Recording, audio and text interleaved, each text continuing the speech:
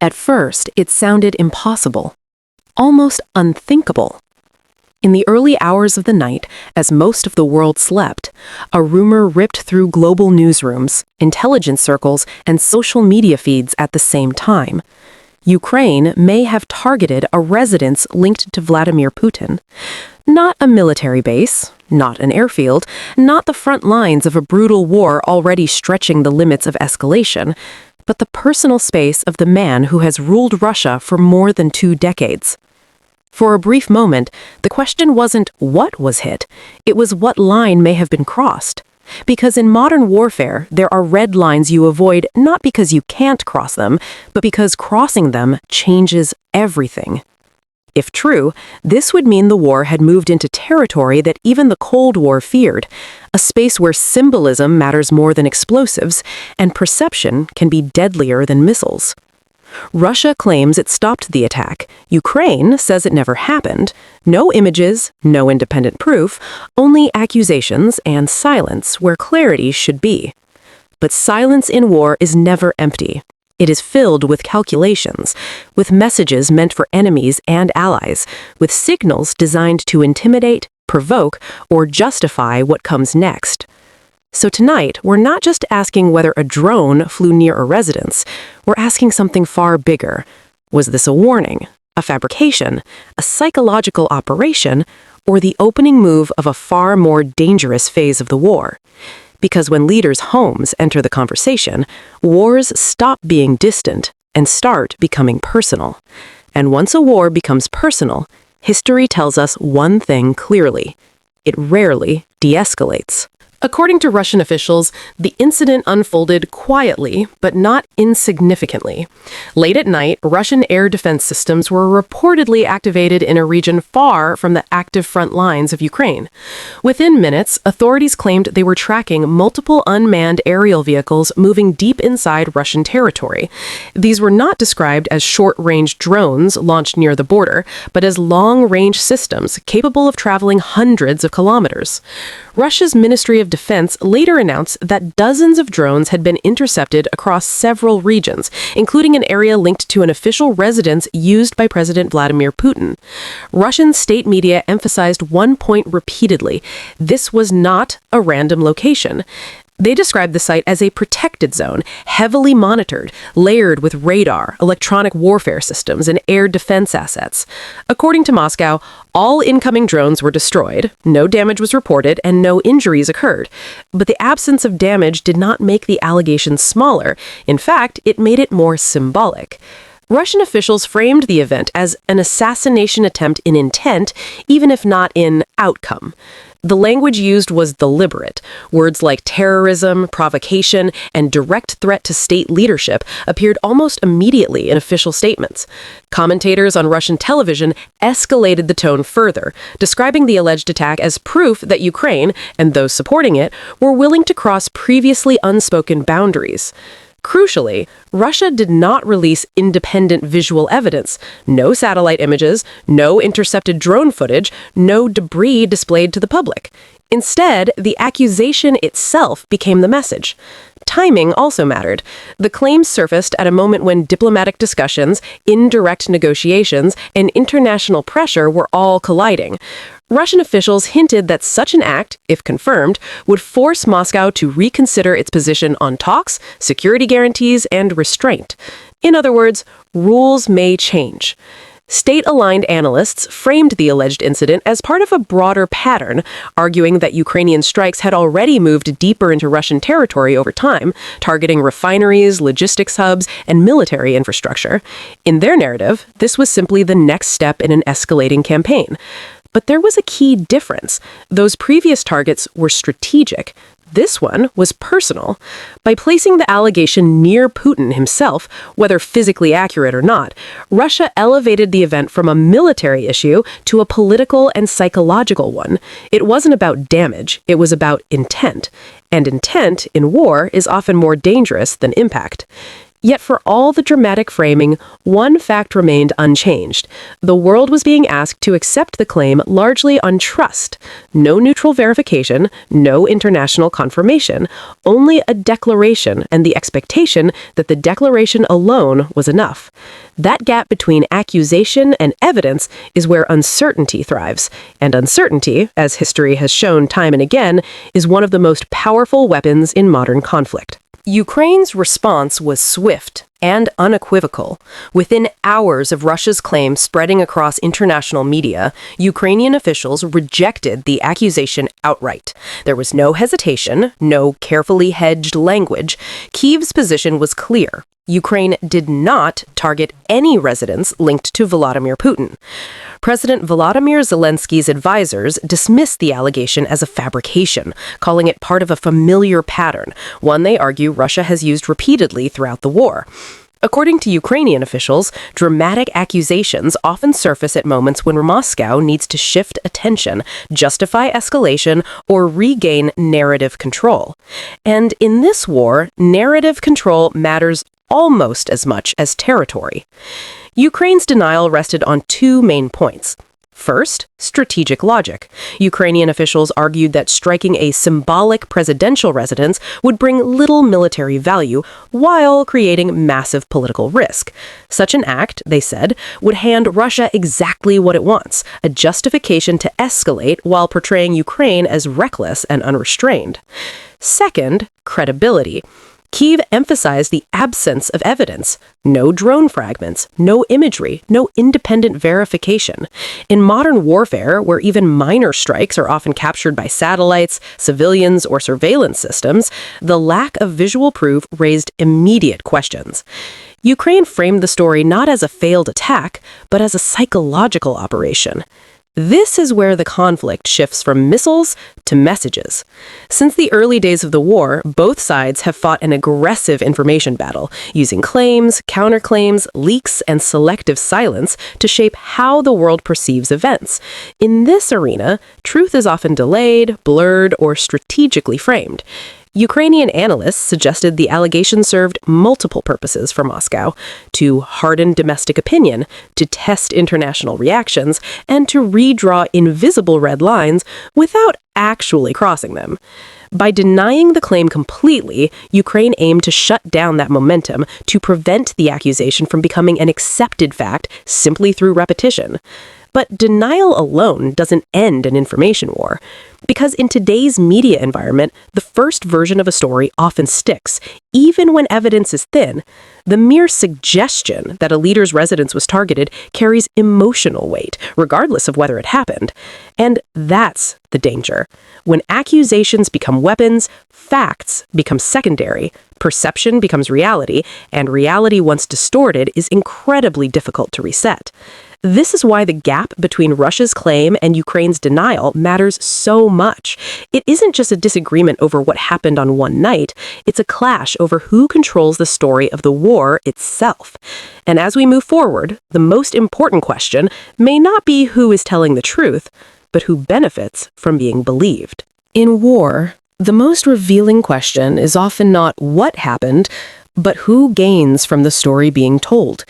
Because even unproven claims can produce very real consequences. From Moscow's perspective, the allegation that Ukraine targeted a residence linked to Vladimir Putin offers several strategic advantages, regardless of whether the event occurred exactly as described. First, domestic consolidation. Russia has spent years framing the war not simply as a conflict with Ukraine, but as a defensive struggle against external threats. By positioning the alleged incident as a direct threat to the president himself, the Kremlin elevates the war from a distant battlefield to a matter of national survival. That framing strengthens internal unity, discourages dissent, and reinforces the narrative that Russia is under attack at its core. When a leader is portrayed as a target, criticism becomes easier to silence. Second, justification for escalation. Modern wars are governed not only by capability, but by perception of legitimacy. Claims like this create political space for harsher responses, whether military, cyber, or economic. They allow leaders to argue that restraint is no longer possible, that previous red lines have already been crossed by the enemy. Even without proof, the accusation itself becomes a rhetorical green light. Third, leverage in diplomacy. The timing of the claim is critical. Allegations of this magnitude rarely surface in isolation. They tend to emerge when negotiations are fragile, pressure is mounting, or concessions are being discussed behind closed doors. By introducing the idea that Ukraine is willing to target leadership, Russia gains leverage, framing itself as the aggrieved party while portraying Kyiv as dangerous and unpredictable. That shift matters on the global stage. Countries watching from the sidelines, especially those pushing for negotiations, are forced to reassess. Calls for compromise become harder when one side claims an assassination attempt, even if unverified. But Moscow isn't the only actor affected. For Ukraine, the accusation poses a different challenge.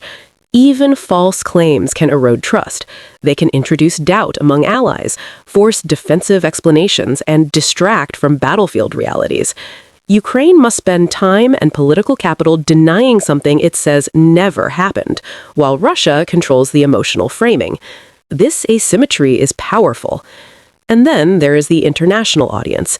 In an era of constant information overload, many viewers don't wait for confirmation. Headlines alone shape opinion. The phrase, "Putin's residence targeted," is enough to generate fear, outrage, and speculation long before facts catch up. That's why information warfare is so effective. History offers many examples where dramatic claims, true or not, reshaped conflicts. From alleged attacks used to justify invasions to disputed incidents that hardened positions overnight, perception has repeatedly driven policy faster than evidence. Which brings us back to the core issue. If the claim is true, it represents a dangerous escalation. If it's false, it still achieves many of the same effects. That's the paradox of modern conflict. You don't need to fire a missile to change the battlefield. Sometimes all it takes is a narrative powerful enough to make the world react. And once the world reacts, the consequences become real, regardless of how the story began. Every major war has lines that are rarely spoken about, but always understood. They are not written into treaties, they are not announced at press conferences, yet everyone involved knows when they are approaching them. These are red lines of escalation, and targeting a nation's leader, or even suggesting it, sits dangerously close to the top of that list. Throughout history, attempts to assassinate political or military leaders during wartime have carried an almost mythical weight. There is a persistent belief that removing the person at the top will end the conflict, collapse the enemy's resolve, or force a sudden peace. Reality tells a very different story. In most cases, assassination attempts harden resistance rather than weaken it. They transform wars of policy into wars of survival. When leadership becomes the target, compromise begins to look like surrender, and surrender becomes politically impossible. This is why even during the Cold War, when the United States and the Soviet Union stood on the edge of nuclear annihilation, unwritten rules existed. Leaders avoided personal targeting not out of mercy, but out of calculation. Escalation was managed through distance. Missiles pointed at cities, not bedrooms. In today's conflict, that same logic still applies.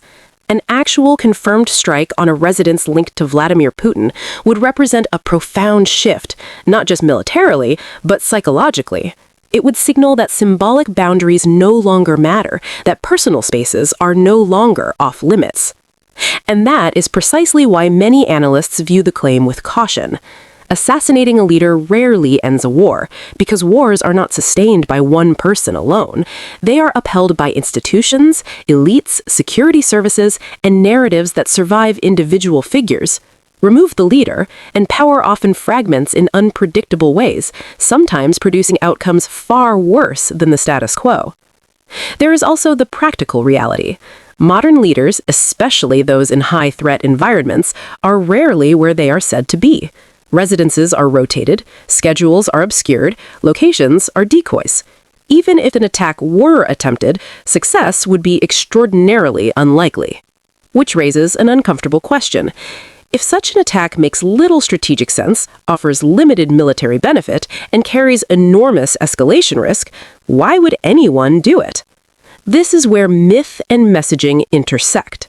The idea of an assassination attempt is powerful not because it is effective, but because it is terrifying. It personalizes the war, it creates a sense of vulnerability, and it primes populations to accept harsher measures in the name of protection. In that sense, the idea of crossing a red line can be almost as impactful as actually crossing it. And yet, red lines are dangerous precisely because they are subjective. One side's provocation is another side's fabrication.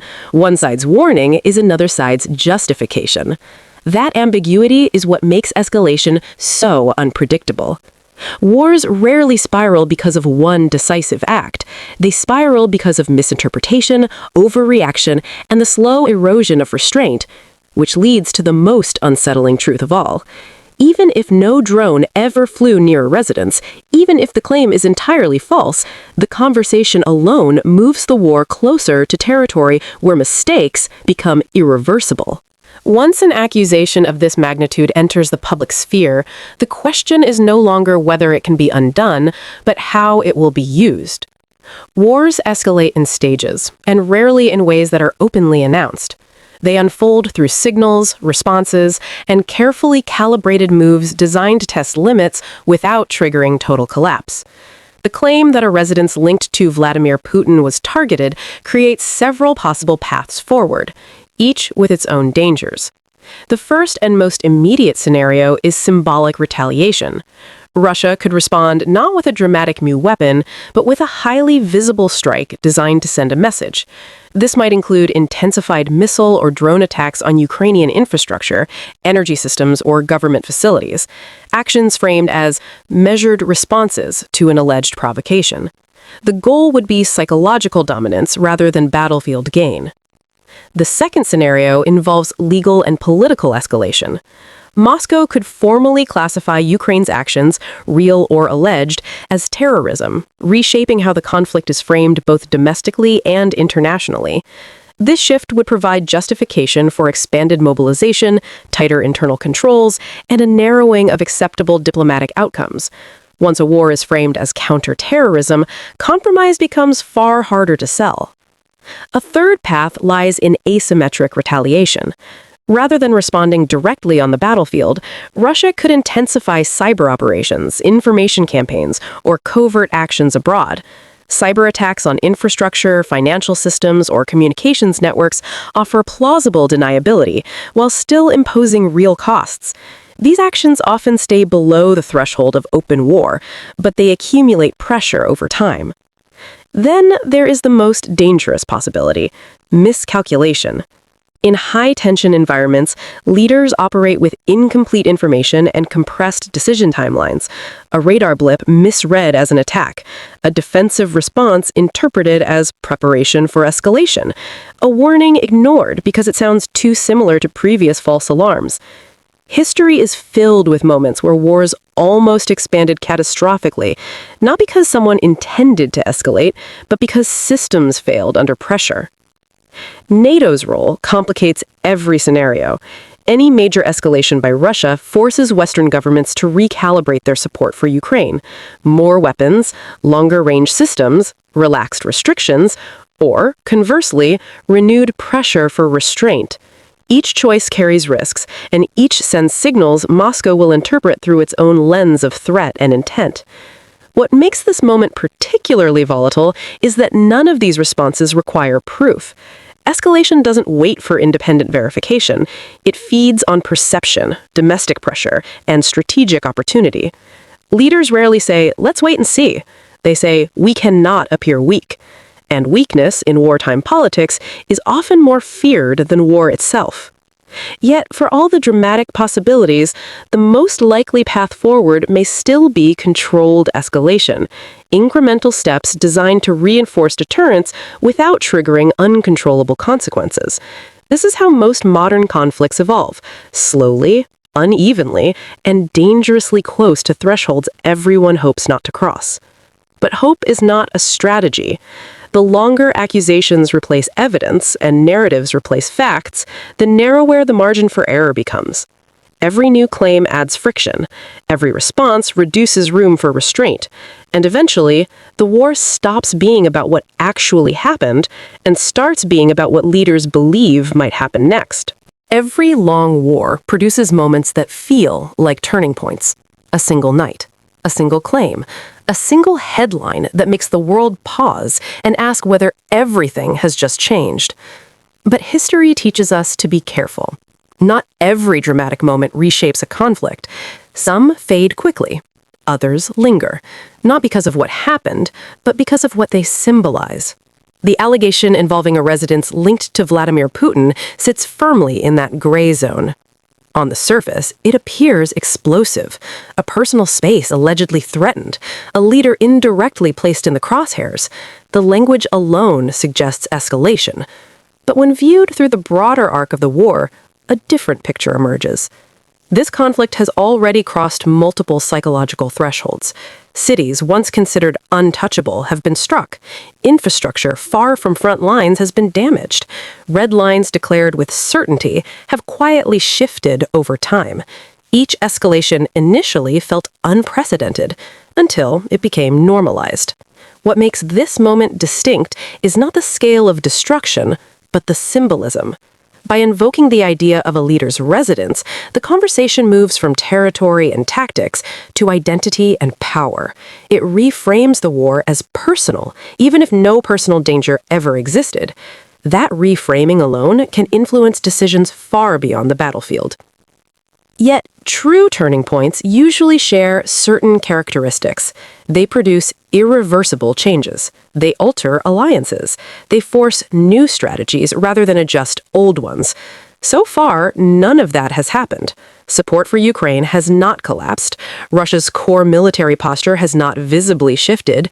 Diplomatic channels, strained as they are, have not closed entirely.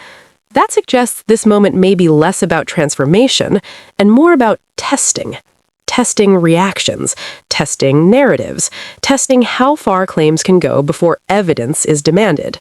In modern warfare, perception often advances ahead of reality, but perception alone cannot sustain escalation indefinitely. Eventually, actions must follow words, or words lose power. This is why analysts remain divided. Some see the allegation as a warning shot, signaling that future phases of the war may target deeper symbols of state power. Others view it as theater, designed to intimidate, distract, or reposition without committing to a new path. Both interpretations carry risk.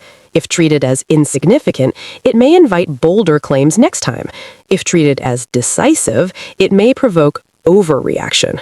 The most dangerous outcome lies between those extremes, gradual normalization of increasingly personal accusations, until one day a real event is mistaken for just another narrative. And when that happens, the room for correction disappears. History rarely announces its turning points in advance. They are recognized only in hindsight, when restraint finally fails and momentum takes over. For now, this moment remains unresolved, not because we lack opinions, because we lack certainty. So where does that leave us? With a claim that shook headlines, a denial that rejected it completely, and a world once again forced to navigate the space between accusation and truth. Whether or not a drone ever came close to a residence linked to Vladimir Putin may ultimately matter less than what the story reveals about the war itself. This conflict is no longer confined to trenches, tanks, or territory. It is fought through narratives, symbolism, and perception, where a single claim can shift fear, justify force, or harden positions overnight. Wars don't always escalate because someone pulls the trigger. They escalate because belief replaces evidence, because emotion outruns verification, and because leaders feel compelled to act before uncertainty turns into vulnerability. This moment is a reminder of how fragile restraint really is, not because escalation is inevitable, but because it is always available. As long as accusations travel faster than facts and symbolism carries more weight than reality, the risk of miscalculation remains dangerously high. History doesn't just punish aggression, it punishes overreaction, misreading, and the slow normalization of extreme claims. The world has seen how quickly conflicts can slide from contained to uncontrollable, and it has seen how rarely those slides are reversed once momentum takes hold. The question now isn't just what happened last night, it's what happens the next time a claim like this emerges, with less ambiguity, less restraint, and fewer off-ramps. Because when wars become personal, they stop being predictable, and unpredictability is where the greatest dangers live. If you found this breakdown valuable, hit the like button. It helps this video reach more people who want real analysis, not just headlines. Subscribe to the channel for in-depth cinematic coverage of global conflicts and the forces shaping our world. And most importantly, comment below. Do you believe this was a real escalation or a strategic narrative move? Your perspective matters, and this conversation is far from over. Thanks for watching, stay informed, and stay critical.